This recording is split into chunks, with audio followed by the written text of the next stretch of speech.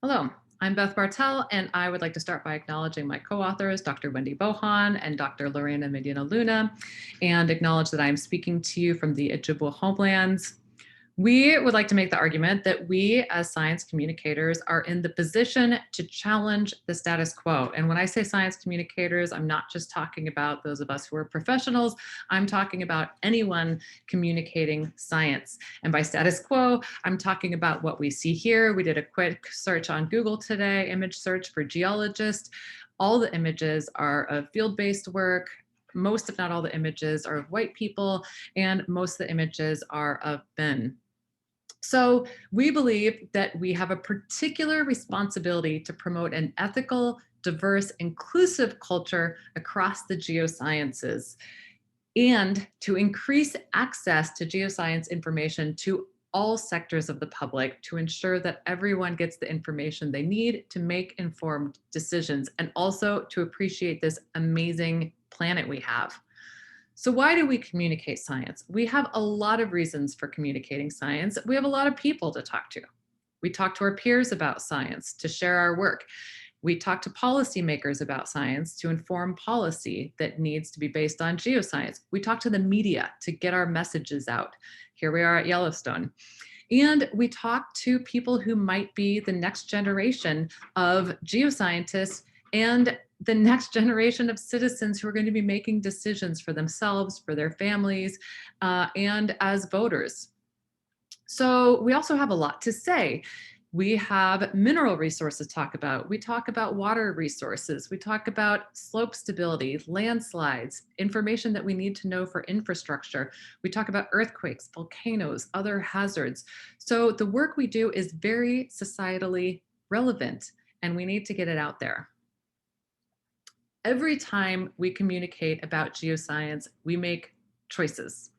We make a lot of choices. We make choices about which photo do I want to use, what wording do I want to use, what topic am I going to focus on, who am I going to feature, who is going to narrate, where is this going to take place, and what place name am I going to use. And we also make decisions about who is going to be behind the camera, by the way, as well. So who is making all these decisions?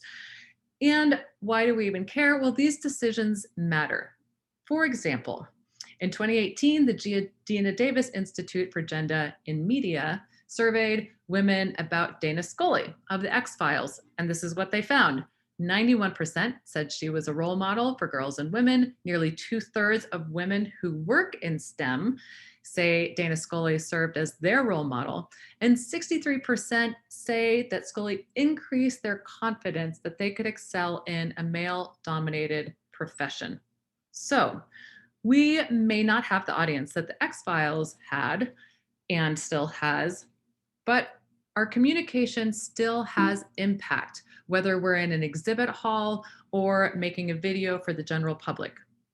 We internalize what we see, read, and hear. So this is a word cloud that was the product of a survey or question we asked at a webinar we did this summer for the National Association of Geoscience Teachers, NAGT. The webinar was on science communication for social justice, and we asked participants to write words that described the stereotypical geoscientist. And this is what we came up with in real time from over 100 participants, overwhelmingly white, male, and outdoorsy. Bearded, wearing a flannel. So all these words are, again, we asked for the stereotype. This is our stereotype. This is who a geoscientist is. This is who first comes to our minds and the minds of many people in the public probably as well. Person who loves rocks, rock hammer, outdoorsy, drinks beer. Well, what if you aren't male? What if you're not white? What if you don't like field work? What if you don't like to drink beer? What if you don't like to drink at all? Is then this a welcoming and interesting profession for you, or a profession that you would trust someone from and be curious about? So the geosciences are among the least diverse of the STEM fields, potentially in part because of this perception of geoscientist. We awarded only 6% of geoscience PhDs in 2016 to students from underrepresented minorities here in the US, of US citizens and permanent residents. But this group made up 31% of our country's population. Black, Native American, and Hispanic or Latina women made up 1.46% of the total PhDs awarded. And these numbers have not really changed despite efforts in the past few years, meaning the past 40 years, the numbers really haven't changed. And that's what that graphic is representing on the left. So we acknowledge that science communication efforts alone will not solve the diversity problem, in part because of attrition. So women, people from sexual and gender minorities, and Black and Hispanic people all leave the field at higher rates than the average student or practitioner. We can't only attract people, students, through PR efforts. We also need to change our structures. And that's why a lot of these groups that you can see on the right there exist, because these groups are not only underrepresented, but they don't feel welcome and they don't feel like they're set up to, we don't feel like we're set up to succeed once we're in the sciences. So again, we really need to make those structural changes. And we can challenge the status quo, again, through our science communication choices, through every choice we make. So I found this on a blog about advertising, which I think is super fascinating. Advertising is impacted by values and impacted by culture, but it also impacts values. It reflects society, but it also has the effect of normalizing values or behaviors. And we can think the same about our science communication and make the choice. What do we want to normalize?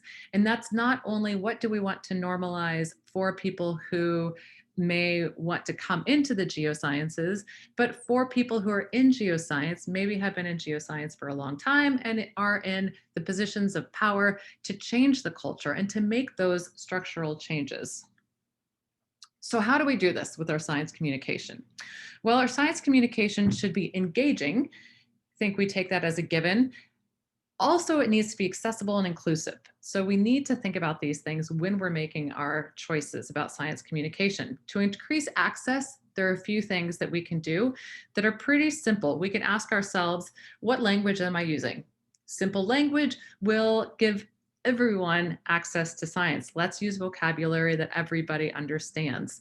And some of that vocabulary may not be, we may not be aware of that.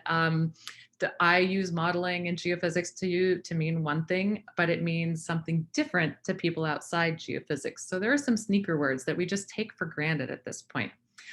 Going beyond that, though, what about translations? Can we translate material to open up access to whole other language communities within our country and internationally? Can we make our graphics more accessible to viewers with sight impairments by running our graphics through a test program for color blindness? And a lot of apps and programs have these built in. In Adobe, for example, you can use Adobe to test for whether your graphic is colorblind friendly. We can also use alt image for text. So this is a screenshot from Twitter. They call it description. That's text that we can put in to describe an image that's online. So people who can't actually see that image still have access to the image's content. How about for hearing impaired? We can provide a sign language interpreter. If we have the resources, we can provide closed captioning, and we can think about providing that closed captioning in more than one language. Also, let's use a mic someday when we're back in person again. And let's not be the person in the room who says, oh, that's fine, I'll just speak more loudly, because there might be a person across the room who is hearing impaired, who has a hearing impairment, and doesn't want to draw attention to themselves and speak up and say, actually, I won't be able to hear you. So let's always use that mic. And let's design spaces and use spaces that are accessible to people with all sorts of mobilities and abilities. So let's choose places with ramps, or put ramps or something in place to ensure if people need to go up or down, that they can get there regardless of how they're arriving. So let's make our science spaces accessible to everyone as well. So what about the next part, this diversity, equity, inclusion, and justice? What about this challenging the status quo? So let's give everyone access, and also let's expand our view of what geoscience is and who gets to consume it. So here are a few ways that we can broaden out our perceptions of geoscience and welcome more people into it. So here's some great programming from Denver Museum of Nature and Science.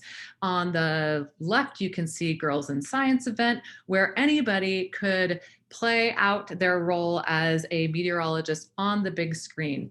Dia del Nino in the middle, cultural party within the Science Museum itself. So really inviting people in. And then at Las Fiestas Patrias, that's going to the people. So let's also think about going into the spaces where we can meet people where they are, rather than having them always come to us. So programs that support the advancement of traditionally underrepresented communities. We want to provide platforms for diverse voices to be heard, and we want to create spaces that feel welcoming, that accept people for who they are and celebrate different cultures. We can also center and amplify the voices of minoritized geoscientists to change the perception of who a geoscientist is and who can participate in geoscience. Again, choices we make for who's in front of the camera and who's behind the camera, or who's writing the article and who the article is about. We need the perspectives represented both in front of the camera and behind the camera with who's making those choices. We also need to think about tokenizing. We get asked about tokenizing a lot, and that's an ongoing concern. How do we represent different demographics without tokenizing them? Well, there are a couple of things to keep in mind. One, invite people in, or ask people if they're willing to be a spokesperson or to talk about their science based on their work. And we also need to make sure it's a win-win. So is our organization getting something out of it? Am I getting something out of it? And is that person who I'm inviting or asking getting something out of it? If they're not getting something out of it, then it's not an all-around win. And when we're thinking about who's qualified for whatever we're doing, we need to think about that full range. And instead of going to the first go-tos, think in terms of a whole, think in terms of different demographics and the scientists that may not be the first to come to mind because we don't know them as well. We can also choose words that are gender inclusive or non-gendered. So instead of unmanned aerial system, uncrewed aerial system. Instead of manning a booth, staffing a booth. These words have the same meanings, and there is almost always, if not always, a word that is not gendered that we can use in place of words, gendered words that have found their way into our language. And also, instead of he or she, we can say he, she, or they, or we can just say they and be inclusive from the get-go with one word. We also need to present all aspects of geoscience work to change the perception of geoscience as solely field-based. We do a lot of computer work. In fact, we probably do more computer work than anything else. So let's celebrate that and show people who don't have an interest in field work that there is a place in geoscience for them. And in fact, we want them in geoscience because we want those brains. We want those quantitative brains. We want people who are interested in doing all aspects of geoscience, because we know that all the problems within geoscience need to be tackled from all the different angles. And also, let's not define science as existing solely within the academy. Science takes all different forms. We need engineering, we need technicians, we need all sorts of people to contribute to the scientific endeavor to move science forward.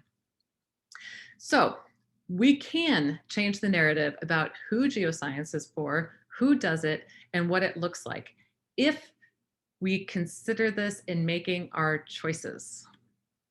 Every time we communicate, again, we make choices. So what choices are we going to make about our communication? And if you want a checklist for some of the items that I just went through to help you out in making your choices, and I made this checklist for myself initially, here's a QR code that'll take you to a PDF of that. And We look forward to seeing you out there in the world communicating about science, whether you're a professional science communicator or not, because all science communication makes you a science communicator.